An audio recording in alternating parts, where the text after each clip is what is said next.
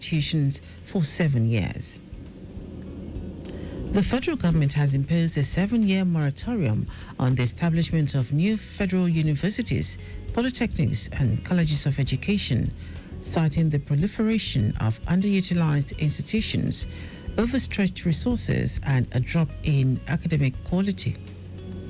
The decision, approved at Wednesday's Federal Executive Council FEC meeting, presided over by President Bola Tinubu at the Presidential Villa, Abuja, followed a presentation by the Minister of Education, Dr. Maruf Olatunji Alausa.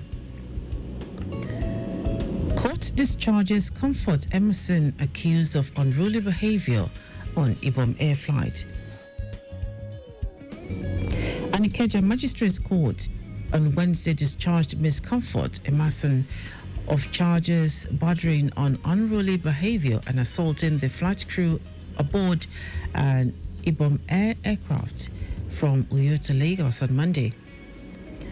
Magistrate Olariwaju Salami struck out the 5-count charge against Emerson after the police prosecution team withdrew the case.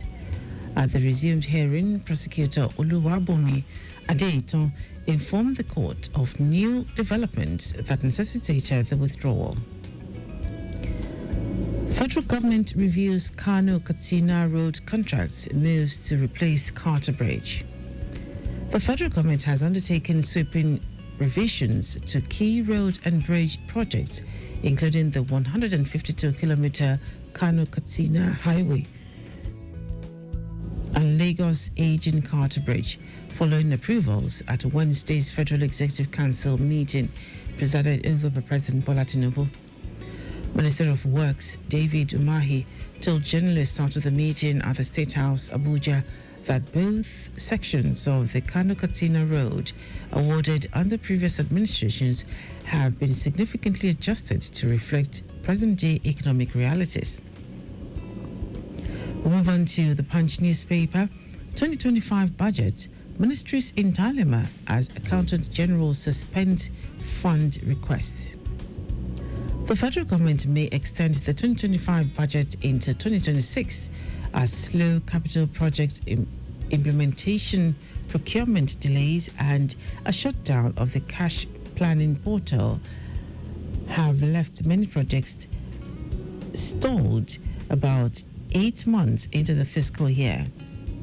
The possibility of a rollover came to light at a stakeholders' engagement in Abuja on Wednesday, organized by the Office of the Accountant General of the Federation to renew progress and challenges in implementing the extended 2024 capital budget and the 2025 capital budget under the bottom-up cash planning policy.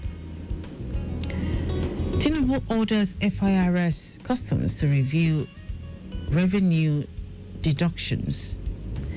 President Bola Tinubu on Wednesday directed a review of deductions and revenue retention practices by Nigeria's major revenue-generating agencies in a bid to boost public savings, improve spending efficiency, and unlock resources for growth.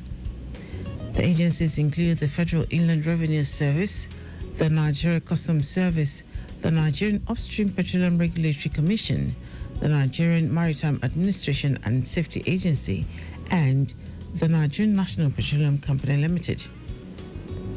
We move on to the Guardian newspaper. Foundation donates relief to Benue attack victims, pays medical bills of Abuja patients.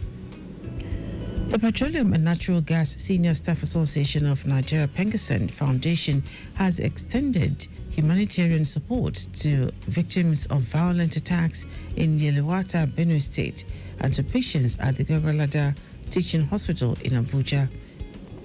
Led by its chairman, Owen David, the foundation donated relief items to displaced residents of Yelewata community in Guma Local Council of Benue State who are victims or were victims of a deadly assault by unidentified gunmen. Okpebolo approves massive recruitment of Edo youths. Edo State Governor Monday Okpebolo has approved a massive recruitment drive to employ youths into the state civil service as part of efforts to tackle unemployment and fast-track development against the state.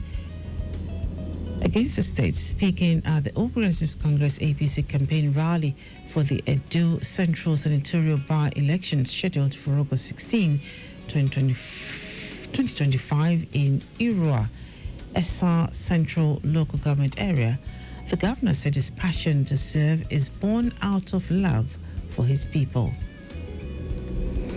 US approves possible $346 million arms sale to Nigeria. The United States State Department has approved a possible foreign military sale to Nigeria of munitions, precision bombs, precision rockets, and related equipment valued at an estimated $346 million. The Defense Security Cooperation Agency, DSCA, confirmed that it delivered the required certification to Congress on Wednesday, notifying lawmakers of the planned sale.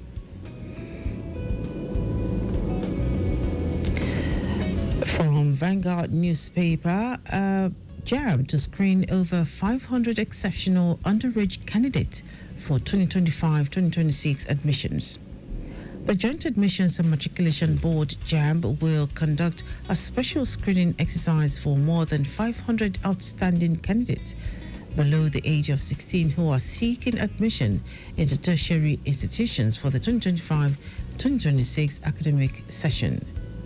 The screening will take place from September 22 to 26, 2025. According to resolutions from a virtual meeting held on Wednesday, the exercise will be overseen by a special technical committee set up by JAM. And lastly, from the explainer, World Bank backs clean energy access in Nigeria. In a show of support for Nigeria's rural electrification efforts, a World Bank team led by its managing director and chief financial officer, Mrs. Ashula Kant, recently embarked on a field tour of 60 kilowatts solar hybrid mini-grid project in Peti, Kwali Area Council of the Federal Capital Territory. The project is a flagship initiative of the Nigeria Electrification Project, NEP, organized by Rural Electrification Agency, REA, with the support of the World Bank. Well, that's it. You can pick up a copy of any of the Dele Agadumo online to read more. Also, interact with us via our social media platforms on X, Lagos Traffic 961, Instagram, Lagos Traffic Radio 961, Facebook, Lagos Traffic Radio 96.1 FM. You can also subscribe to our YouTube channel, Traffic Radio 961, and follow me across social media at Dele Agadumo.